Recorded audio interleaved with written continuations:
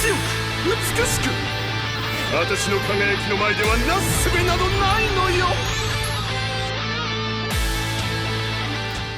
Alright, what is going on, guys? SpitefulHopes back again, coming at you with a little discussion video and maybe just a quick multi because I figure, why not? Alright. Alright, so what I do want to talk about are the best current characters from what we expect with this new Inheritance trial. So we know that it's not going to be called Inheritance Zone, so the Link Slot Potion Plus characters are most likely... Oh, snap. Imagine I get Mayuri. That'd be nice. Alright. You still can't call what you have a flower? Alright, Izuru. I mean, Izuru's good. I like Coochie Face, he's cute. Not really the Coochie Face I wanted the one that attached to Mayuri. Okay, so back onto the important, what I want to actually discuss. And I want to really discuss Tapjoy special offers, bro. Oh my god, I can't believe that's actually supposed to be a benefit. For 2 days, you can like help pay us pay our bills. Yeah, thanks Kayla, thank you very much. Alright, new bonus feature added. Okay, so I want to talk about this Inheritance trial, because they call it Inheritance trial specifically. It's not called Inheritance Zone, and that's very important. Bonus abilities, extra abilities you can choose for a character. This is what interests me. You can choose for a character, so I'm really hoping that this is not RNG dependent. That's what my main concern right now.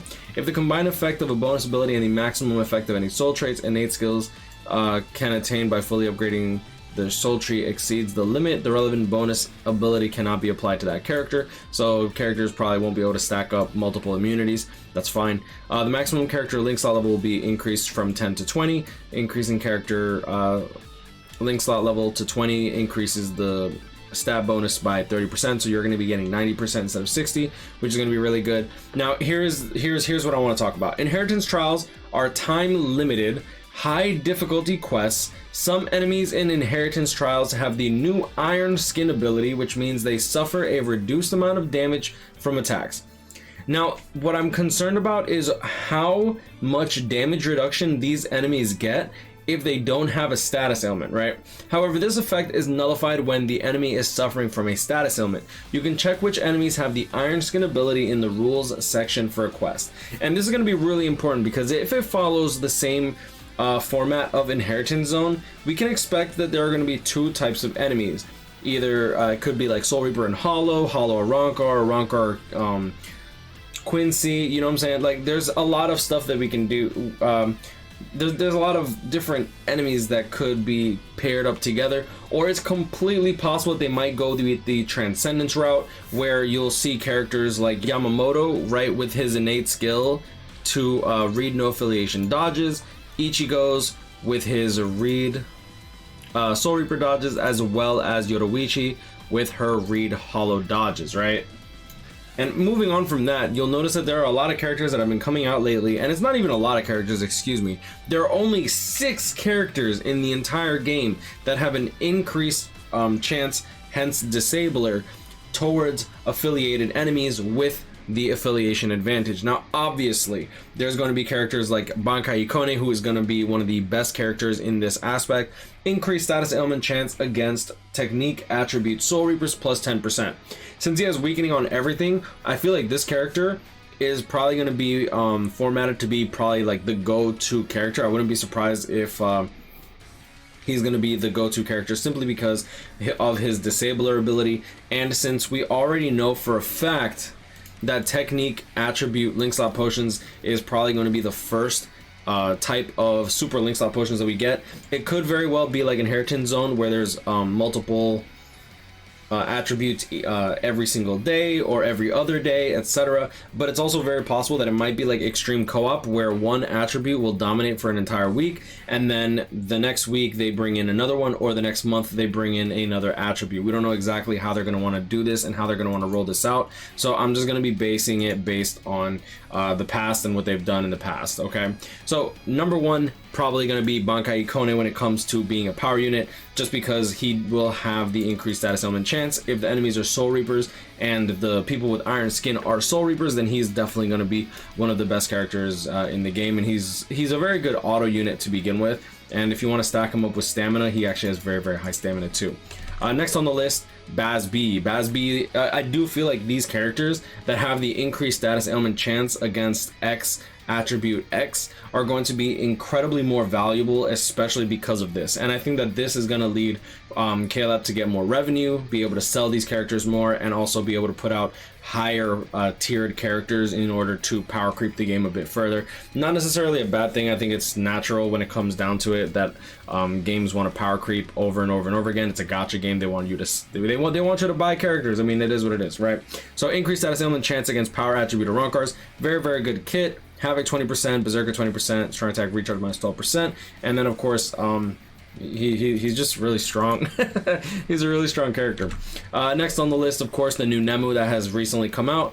Increased status ailment chance against speed attribute hollows plus 10%, paralysis on everything instead of burn or weaken like Hikone, and you also have the technique attribute Soul Reaper strong attack damage plus 20%, which I think is going to be really, really, really good, especially if you want to run a full team of Soul Reapers. She's going to be able to buff the whole squad up just in case she goes down. Maybe your other characters will be able to auto, and that's a very, very important thing. If this is a time limited event, they didn't specify that we will have co-op available. They didn't specify anything of that sort, so it leads me to believe that there's going to be a single player version of it, and I'm assuming just like Transcendence Zone, we're going to want to auto it as long as we can, as fast as we can, etc. Right? So Berserker 20%, Havoc 20%, Frenzy, paralysis on everything. Very, very, very, very strong character.